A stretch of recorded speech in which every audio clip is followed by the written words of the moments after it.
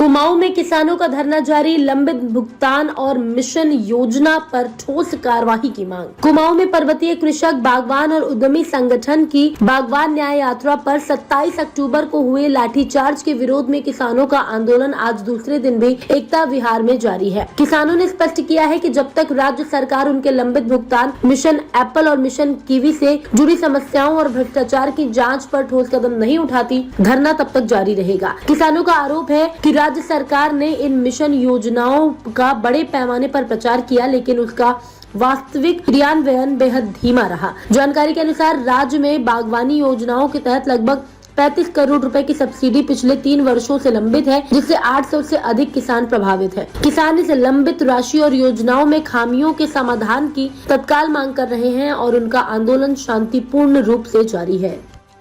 मुर्दाबाद गणेश जोशी मुर्दाबाद, मुर्दाबाद मुर्दाबाद, गणेश जोशी मुर्दाबाद। वापस दो हमारी सब्सिडी वापस दो, वापस दो हमारी सब्सिडी वापस दो। मित्रों, पर्वतीय कृषक, कृषि, बागवानी और उद्यमी संगठन के बैनर तले आप सभी उत्तराखंड के किसानों, बागवानों द्वारा जो हमारे एप्पल मिशन और कीवी मिशन के लंबित भुगतान है, करोड़ों रुपए का जो धनराशि सरकार रोक के बैठी है, उसके लिए जो न्याय यात्रा आपके द्वारा निकाली गई, उसको सफल बनाने के लिए आप सभी का हार्दिक धन्यवाद।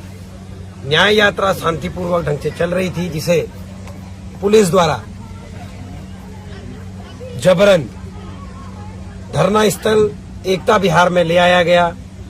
जहां पर आज दूसरे दिन पर्वतीय कृषक, कृषि, बागवानी और उद्यमी संगठन के बैनर तले अपनी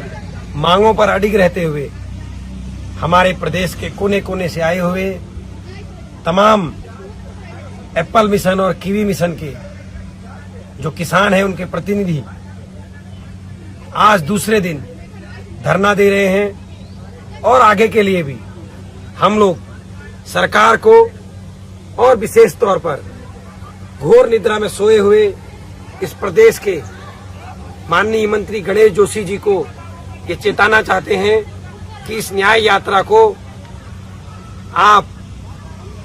जिस प्रकार कमजोर करने में लगे हैं, जितना असहाय आप सोच रहे हैं, ये उस स्थिति में नहीं है। यदि किसानों का शोषण आपने बंद नहीं किया, यदि तत्काल हमारा लंबित भुगतान हमें वापस नहीं मिला, तो पूरे प्रदेश में किसानों द्वारा जो बहिष्कार आपका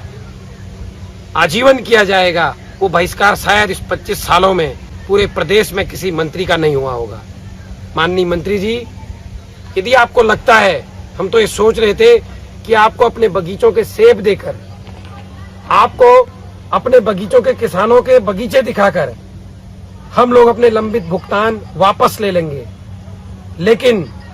सूत्र ये भी बताते हैं कि माननीय मंत्री जी को इन लंबित भुगतान को लेने के लिए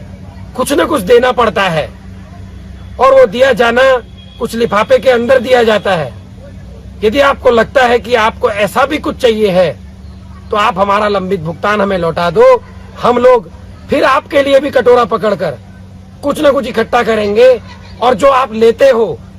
जो आपकी डिमांड है, वो कटोरे में जो कुछ आएगा वो हम आपको देंगे। क्योंकि आज आपने हमारे प्रदेश के किसानों को सड़क पर बैठने और इस प्रकार से नाले मोहल्लों में बैठने को मजबूर कर दिया है। हमारा ये धरना आगे तब तक जारी रहेगा और ये प्रदेश व्यापी बनेगा आने वाले 9 नवंबर तक। मैं हमारे उत्तराखंड के सभी सामाजिक संगठनों से आह्वान करता हूं कि यदि आपको लगता है कि आपकी भी थाली में